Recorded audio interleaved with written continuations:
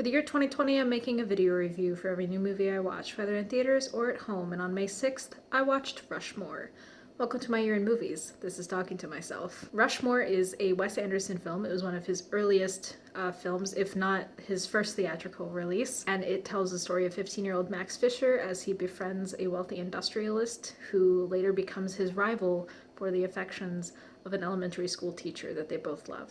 So I ended up finding Rushmore to be like a less icky Election. And I understand that Election is a black comedy, but I am so squicked out by that movie, you guys. I did not enjoy it.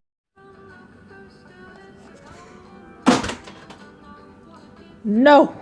Rushmore handles the subject of student-teacher romantic tension in a much more gentle and mature way that I was able to watch and appreciate. That might be a genre difference, that might be a POV character difference, but I liked it way more in Rushmore. I spent the whole movie super curious to see what Tracy Flick and Max Fisher would do if they were together in the same room. Like, I can't tell if they would become best friends or if they would be mortal enemies, because they both have a very overachieving nature, but in different ways, and I'm very curious to see how that would play out. But yeah, back to the whole teacher-student romantic tension thing. Like, we've all been there. We've all had crushes on professors, but most of us don't act on it.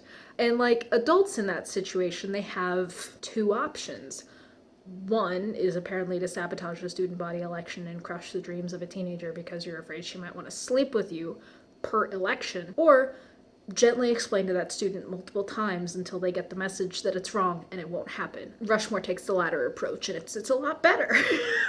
Like, eventually, Rosemary Cross, the teacher that Max has a crush on, she eventually has to tell him in very blunt terms that it's not going to happen, but she does repeatedly tell him no, and she doesn't entertain the idea any further, and I really appreciate that.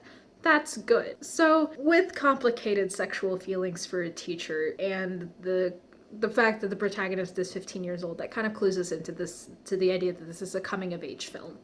And I like how it is a coming of age film. It was in this film more than in a lot of other films of a similar vein that I really came to appreciate how Max grew as a person and how he learned to make mature, selfless decisions and correct the mistakes that had happened because of his selfish and immature decisions. Because, like, it's simultaneously growing up, but it's also acting your age. Because Max spends a lot of the film posturing and trying to make himself seem more important than he is or older than he is.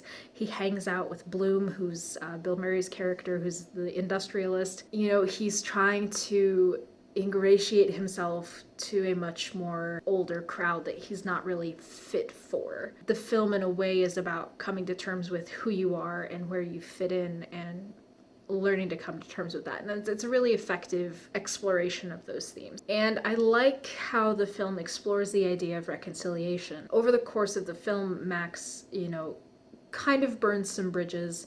He ticks off a lot of people who were there for him. He alienates a lot of people who care about him. And he has to, own up to the fact that he's made some mistakes and fix those relationships. And I like how it does that. And reconciliation, especially, is a very interesting theme that I continue to see crop up in Wes Anderson films. And with that in mind, I want to go back and watch all of the ones that I've seen. I think that's a really useful message. I think that's a really good message to explore. I like it a lot. Jason Schwartzman is a very good Max Fisher. Max Fisher is a very interesting combination of character traits because he is simultaneously very ambitious and active in all of his extracurriculars. He's constantly writing plays and producing them and directing them. He's constantly founding new clubs, becoming president of other clubs. But he's really flippant and lackadaisical when it comes to his schoolwork. Usually prep school characters, especially ones who have earned a spot in a prestigious school, they're portrayed as being overachievers in every aspect of their life. But Max is just obsessed with starting clubs and writing plays, and he really couldn't care about his schoolwork. And I thought that was a really interesting twist on the character. And his relationship with his father was really surprising. I did expect them to have kind of an awkward relationship, but there was still a lot of tenderness and care in it, and I didn't expect that. Like, Max lies all the time and claims that his father is a brain surgeon when he's a barber. But when Max first walks into the barber shop, I thought he was asking a random adult to sign his failed math test. I didn't realize that he would actually be very frank with his dad that, yeah, I got a 37 on this math test, please sign it. He never came across as embarrassed about who his dad was. He just came across as unsure of how to mention his background in front of like all of these prestigious rich types, and that I think is that fits in with his characters. He feels like he needs to impress people and appear older than he is, and so lying about what his dad does for a living, lying about where he comes from, that's just part of it. Pretending he's more important than he is, acting like he's more important than he is, that's part of it. I think ultimately I was just so into the subversion of the prep boy type. You know, he couldn't say my father will hear about this because his father's a barber. Like, what's he gonna do? Speaking of, Seymour Cassel plays Bert Fisher, and he's absolutely charming. Loved him to death. He was super good in this movie. Bill Murray is also really good. Of all of the Bill Murray movies I've seen, this is probably in my top 5 favorite roles for him, because he plays self-loathing so well. It's simultaneously pathetic and it's also sympathetic. And he's so petty sometimes. The rivalry between him and Max is just fascinating to see play out. My favorite shot of him in the movie is him walking with Max's bicycle after he's run over it as part of their sabotage that's going back and forth.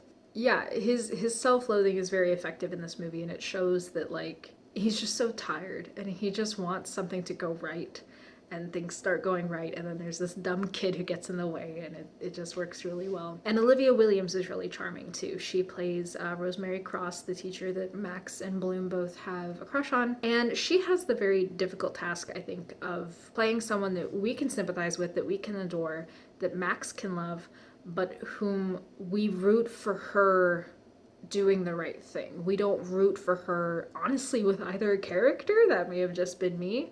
I did root for her and Luke Wilson. I thought they were really cute together, and I thought that was a good combination, and I understand that she's still grieving her husband. That's part of the tension and stuff. But she never leads Max on. She's always kind and considerate, but she never entertains his ideas once, and I think that's a really smart character move for her, and I like how she's written. And yeah, Olivia Williams is just really charming. For what little they're in the movie, Luke Wilson and Sarah Tanaka were also really great.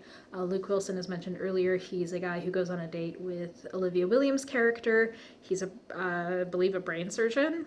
He might actually be the brain surgeon. And he's just like a chill dude. He's just hanging out, and a 15-year-old is insulting him over dinner, and he's just rolling with it. He doesn't have time to be upset about it. But Sarah Tanaka plays a girl that Max goes to school with when he goes to public school. She's very sweet, she's very smart, and she's a better fit for Max, and I liked her character a lot. This movie also made me miss writing short plays back like I did in college.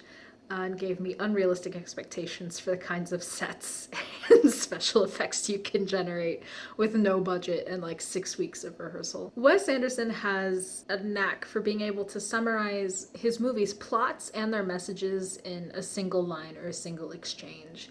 And when Bloom tells Max, she was my Rushmore, and Max replies, yeah, she was mine too, that is the core of the film. For Max, Rushmore is all he has. Rushmore is his way out. It's his chance to be something, and he pours all of his time and attention into what he does at Rushmore. But it's a question of what his intentions are. Is he doing it because he loves Rushmore, or because he wants Rushmore to love him? And that is Bloom's problem. That's Max's problem with Miss Cross also, is these guys are pouring all of their time and attention into her, but it's a question of whether they're doing it for her or for them, because they want her love in return. And I think it's a film about learning to place your intentions, learning to do things for selfless reasons, doing it for other people, or it's at least an exploration of that. That's the vibe that I got from the film. But I think it's on the cusp of being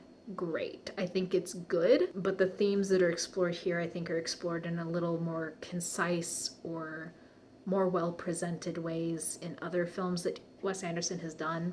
It's definitely worth seeing if you're into Wes Anderson's films, it's really neat to see how his style has evolved over the years. And again, this is one of his earliest, if not his earliest, theatrical release. It's not my favorite Wes Anderson film, but it was still worth watching for a number of reasons. I should be ranking these, I think. But yeah, it was cute. It's worth seeing for the performances. I think I really liked the performances. But overall, like I said, it's good, not great. This has been My Year in Movies. Thank you for watching.